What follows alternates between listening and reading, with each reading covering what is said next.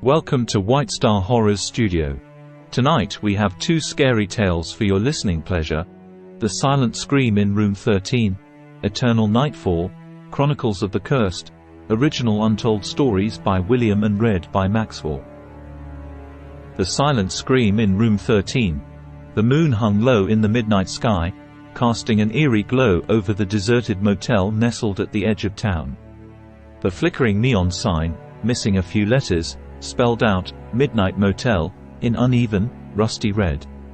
Room 13, tucked away in the darkest corner of the creaking structure, bore witness to a chilling tale that had earned it a reputation as the most haunted room in the entire county. Jacob, a weary traveler with a penchant for the macabre, checked into the Midnight Motel after his car broke down on a desolate stretch of highway. Ignoring the rumors that circulated about Room 13, he accepted the key from the disheveled motel clerk, who avoided eye contact and muttered warnings under his breath.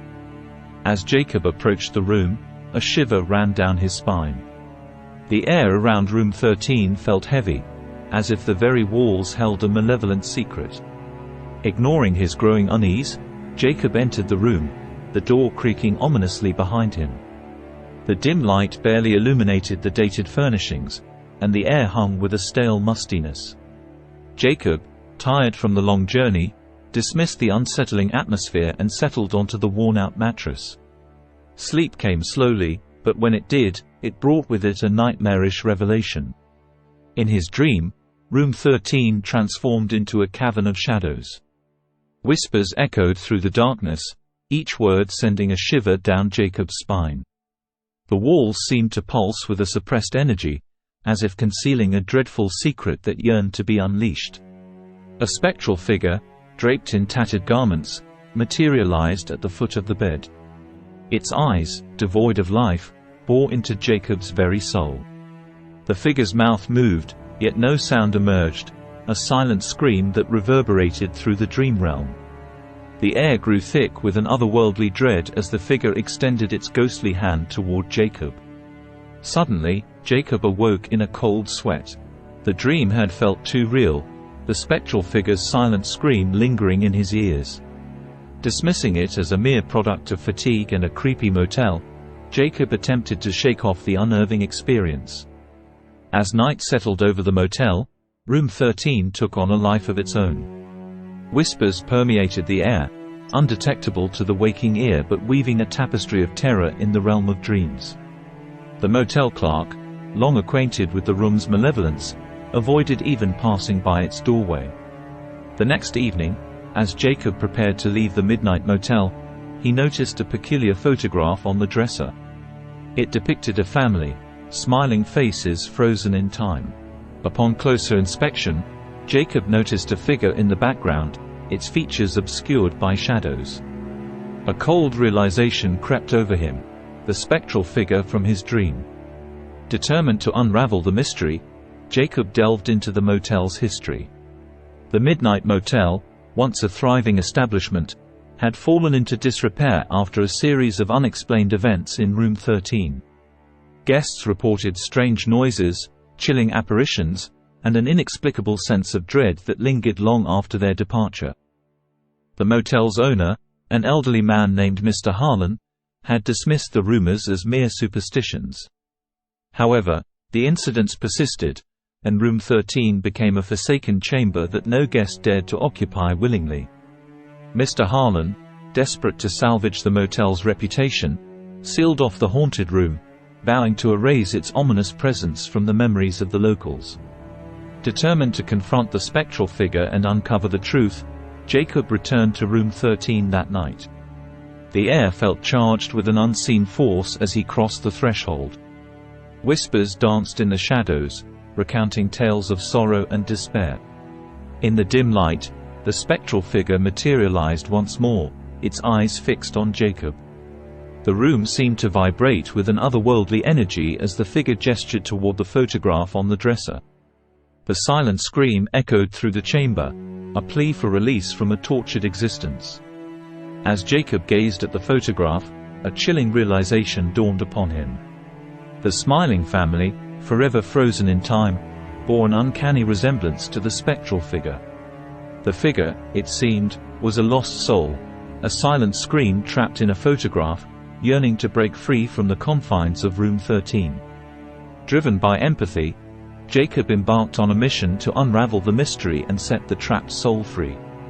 Guided by the whispers of the night, he discovered a hidden compartment in the dresser.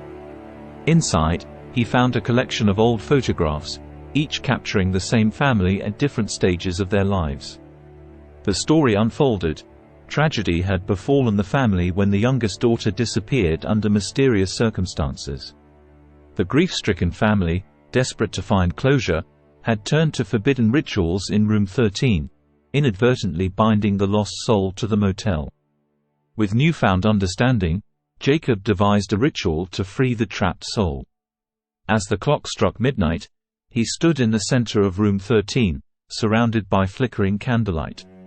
Reciting ancient incantations, he beckoned for the spectral figure to find peace and move beyond the silent scream that had haunted it for decades. A gust of wind swept through the room, extinguishing the candles. The air felt charged with an otherworldly energy as the spectral figure, its eyes now filled with gratitude, dissipated into the shadows. The whispers ceased, and room 13, once a chamber of torment, embraced an eerie silence. The following morning, as the first light of dawn painted the sky, Jacob left the midnight motel. Room 13, though still shrouded in mystery, stood silent and still. The whispers had faded, and the air felt lighter, as if the burden that had plagued the haunted chamber had finally been lifted. As Jacob drove away from the deserted motel, he couldn't shake the feeling that room 13, once a silent scream in the night, now bore the echoes of a grateful whisper, the sound of a trapped soul finding peace at last. The Midnight Motel, with its secrets laid bare, stood as a testament to the thin veil between the living and the lingering echoes of the past. Eternal Nightfall. Chronicles of the Curse. The village of Ravenshade lay nestled at the edge of an ancient forest, where the shadows whispered secrets and the air carried a chill even on the warmest days. Legend spoke of a curse that hung over the village, a malevolence that descended each nightfall, turning day into perpetual night. Thomas, a weary traveler seeking shelter, arrived at Ravenshade on a moonless night. The village, cloaked in an unnatural darkness, seemed frozen in time. The flickering lanterns cast feeble pools of light, revealing faces etched with fear in the shadows. The village elder, a wizened figure named Alara, beckoned Thomas to the flickering fire at the center of the village square. Her eyes held the weight of centuries, and her voice carried the burden of untold stories. "Eternal nightfall has cursed us," Alara whispered, her words a solemn warning. Once the sun dips below the horizon, the villages are bound by the shadows, and unspeakable horrors emerge from the forest. The night devours the light, and the cursed roam in search of souls. Intrigued by the ominous tales, Thomas chose to spend the night in Ravenshade, hoping to unravel the mysteries that shrouded the village. As darkness descended, the air thickened, and a sense of foreboding settled over the once silent streets. The first toll of the village bell signaled the beginning of the cursed night. The villagers, faces etched with dread, retreated to their homes, barricading doors and windows against the encroaching shadows. Thomas, determined to unveil the truth, ventured into the forest where the curse was said to originate. The trees loomed like specters in the moonless night, their branches entwined in a dance of eternal sorrow. A whispering wind carried the anguished cries of those who had dared to defy the curse. As Thomas delved deeper, the forest seemed to come alive, its malevolence awakening with each step. A spectral figure, shrouded in darkness, emerged from the shadows. The cursed, faces twisted in perpetual agony, surrounded him in a macabre procession. Their eyes gleamed with an otherworldly hunger, and their moans echoed through the haunted forest. The village elder's warning echoed in Thomas's mind as he faced the cursed souls condemned to roam in eternal nightfall. In their mournful gaze, he glimpsed the sins that bound them to this spectral existence, a tapestry of betrayal, regret, and unspeakable horrors that unfolded under the cursed night. As Thomas navigated the twisted paths of the forest, he discovered an ancient altar bathed in an ethereal glow. The cursed souls converged, their spectral forms pulsating with an otherworldly energy. It became clear that the altar held the key to the village's curse.